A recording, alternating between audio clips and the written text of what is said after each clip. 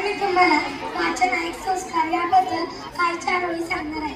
ते तुम्ही शांतचित्ताने ऐकावे अशी माझी नम्र विनंती. वाचन हा एक संस्कार आहे आणि तो आपल्याला लाभला पाहिजे. वाचन हा एक संस्कार आहे आणि तो आपल्याला लाभला पाहिजे. लहानपणी एक शब्द ना शब्द त्या पुस्तकातून त्या वाचनातून कळला.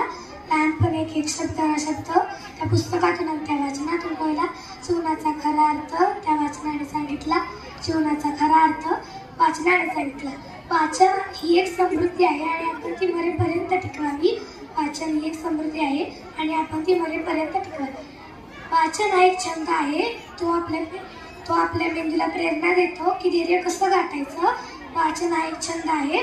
तो आपल्या मेंदूला प्रेरणा देतो की धैर्य कसं गाठायचं. तुकडोजी महाराज म्हणतात, नवे कपडे घेऊ नका, एक पुस्तक घ्या, कारण नवीन कपडे फक्त थोड्या वेळासाठी आणून देतात, पण पुस्तक आपल्याला आयुष्यभर साथ देतं. पुस्तक आपल्याला आयुष्यभर साथ देतं. ग्रंथ आहे आपला साथी, घेऊ आपण त्याला हाती. ग्रंथ आहे आपला साथी, घेऊ आपण त्याला हाती.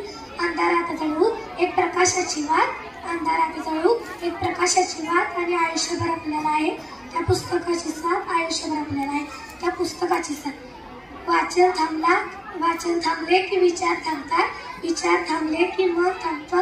मन थांबलं की धैर्य थांबतं आणि धैर्य थांबलं की सगळं संपतं.